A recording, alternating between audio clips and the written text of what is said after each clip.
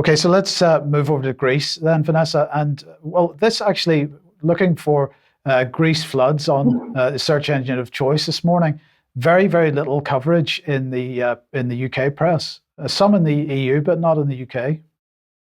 No, it's quite extraordinary. Since these floods started, which was about a week ago, there has been very little, very scant reporting on it.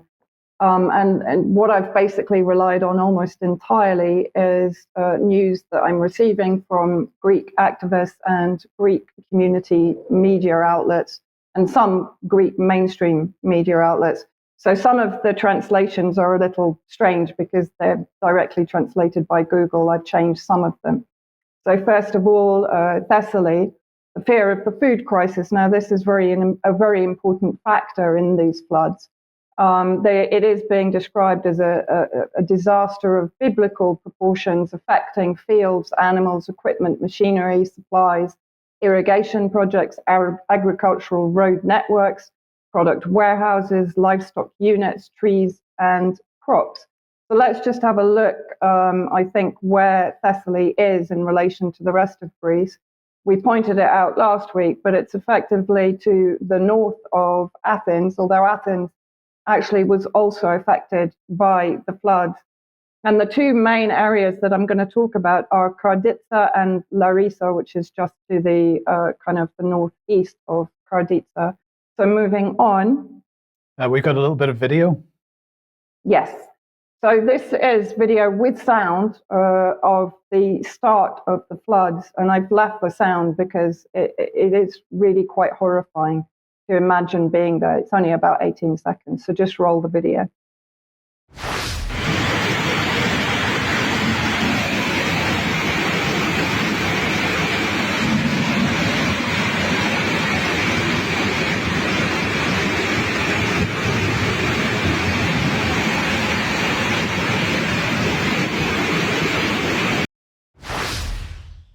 And then the next video that we're going to see is aerial video that was taken a couple of days ago. And I think what's interesting, I'll kind of talk over this, but this shows the extent of the flooding. Hundreds of thousands of hectares of farmland destroyed effectively, and machinery, animals, livestock. It is reported by many activists that I'm speaking to that the Greek government is refusing aid from the EU. And the activists on the ground are saying that's because they don't want people to be here from outside Greece to see the devastation and also to discover the bodies that are clearly under this flood. It's being described as the biggest disaster since 1940. There will be no harvest this year. Corn, fruits, cotton, vegetable and fodder is destroyed. Stored grains have been lost, so that means no crop in 2024. Animal stocks are severely depleted and will be very difficult to replace. Thousands of livestock animals have been killed and their bodies are still being... So dead bodies are in this water also, whether it's animals, human, rats, excreta. So this water itself is severely polluted. These are just a couple of photos from some of the rescue efforts, just going through them quite quickly. And this again on the right shows the extent of the flooding. And if we just move on quite quickly through this. So what I also want to mention is the way that the Greek government is dealing with the victims of this flood in a very inhumane way, in a very abusive way. So flood victims, the majority, of course, are agricultural workers and farmers, have been asked to pay to receive compensation. So farmers and stock breeders who've already paid their staggering premiums to their insurance companies have been devastated, and we'll just see livestock farmers with 200 dead sheep were asked to pay in advance 400 euros. Farmers with 100 acres of cultivation were asked to pay in advance, again, 220 euros. Other farmers pay 2 euros per acre to apply for compensation. So this is even before they receive any compensation.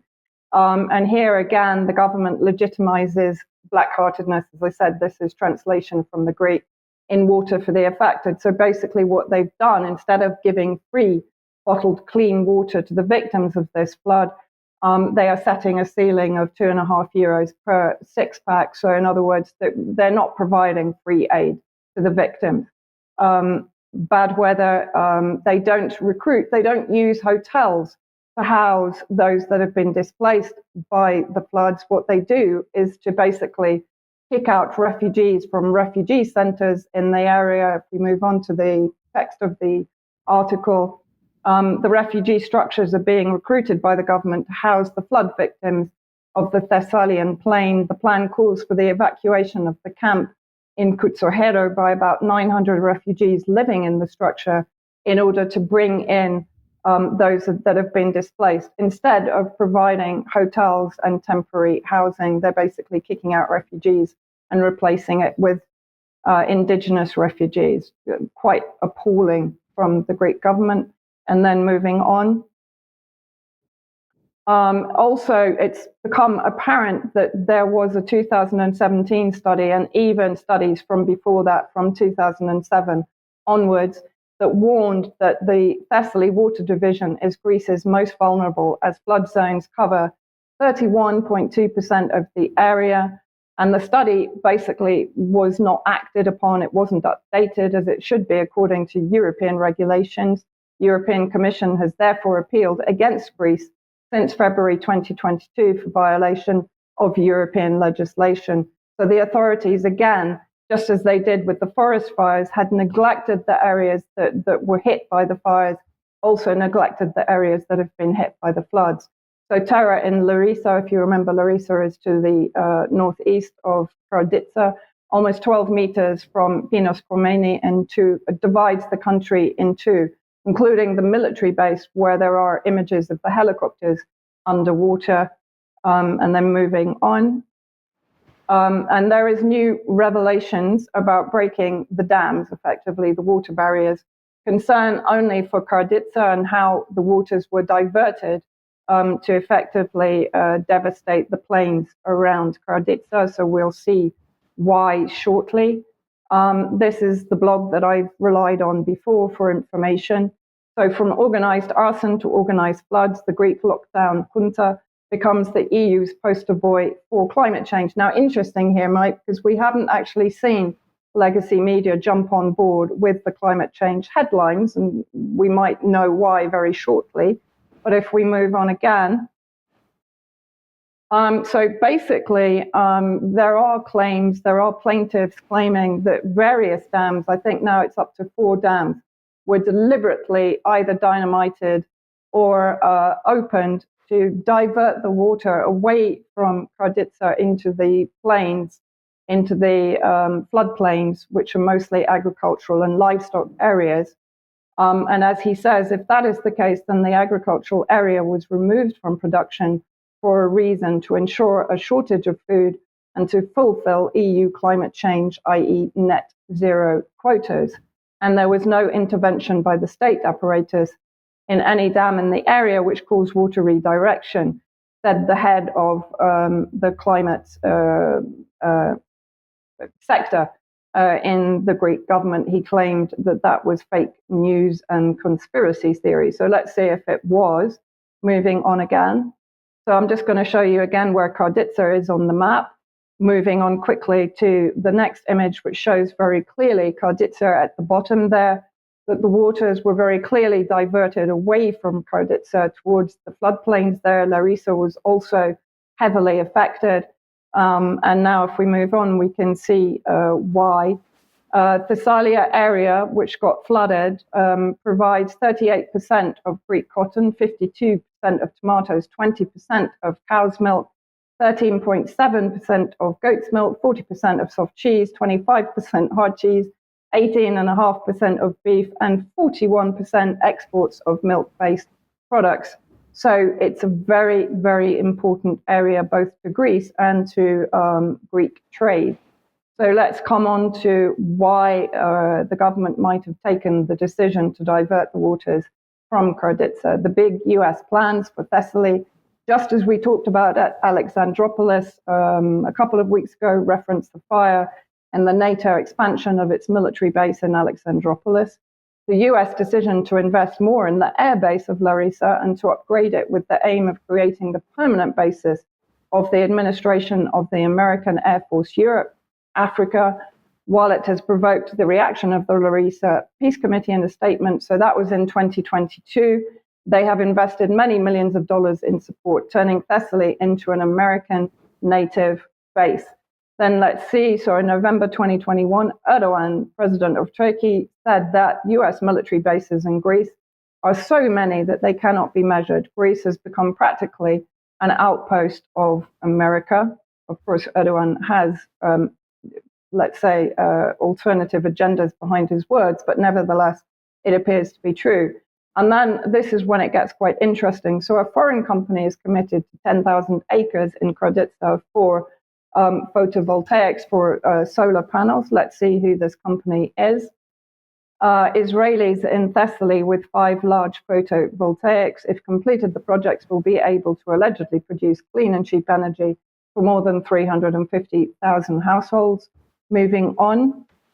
Ashtrom is a construction company based in Israel that is now expanding into Europe using Greece as its pilot scheme for solar energy in Europe to provide solar energy to Greece and to Europe.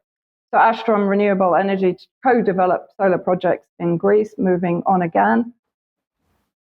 The producers who spoke to us claimed that the company representatives had stated that their goal was to commit 10,000 acres to the construction of solar energy, and that will begin in 2024. What is interesting is that farmers that applied for solar energy were turned down because they didn't have the money to invest in this. So Israel taking priority over local farmers. Moving on. This is an important lesson that came out of this, and this came from a Greek friend of mine who's commenting on Facebook. During the floods, authorities also visited the scene of the Tempe rail crash, which was 6 months ago in the same area, in the Thessaly area. And during the visit, they found exposed human limbs that hadn't been cleaned from or identified from the scene of the crash. And as my friend pointed out, she said, at Tempe, passengers helped passengers. During the fires, citizens helped citizens. And during the floods, villagers helped villagers. We don't need the state. What certainly seems to be going on in Greece is that Greece is being destroyed and prepared to be the energy hub for Greece and for Europe, to avoid or to freeze Russia out of the energy market for the EU. Quite horrific stories now coming out also. Okay, thank you for that, Vanessa. I think we'd like to talk a little bit more about this in extra, because this whole notion of reappropriation of land is something that lots of people seem to be talking about, and there certainly seems to be something to discuss there. I mean, do you think that is a realistic, a serious proposition, that's what's going on?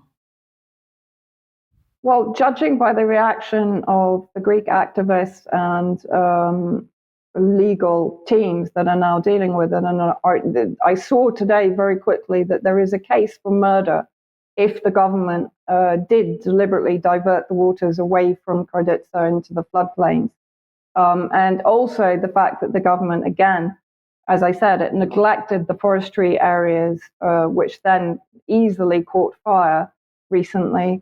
But they also neglected sort of help and preparation for the floodplains to prevent a disaster of this magnitude. And so you have to ask why. They received the funds from the EU to carry out the various works that they needed to prepare for this kind of disaster, and yet they didn't. So I guess you have to very clearly ask questions. Whether the evidence is there, I guess the court case will bring more to light. Yeah, okay. Thank you for that. Okay, now, if you like what the UK Column does, you'd like to support us, please head over to community.ukcolumn.org. You can join us there, become a member of the community. That'd be very much appreciated. You could pick something up at the UK Column shop. but please do share anything you find on the various platforms, especially ukcolumn.org and ukcolumnextracts.co.uk. Now, I want to remind everybody of this event, On Guard for the Liberty of Mankind, taking place in Sweden. This is on Saturday, the 30th of September 2023. This is one day of a 3-day event, and anybody that's in the area or would like to go there, it is possible to get tickets to join that event live, but otherwise it will be live streamed from Sweden by Oracle Films, and you can see the various, many of the names that will be taking part in that on screen at the moment. If you'd like more details, go to doctorsappeal.com and you can find more information about that there. Okay, let's move on then, and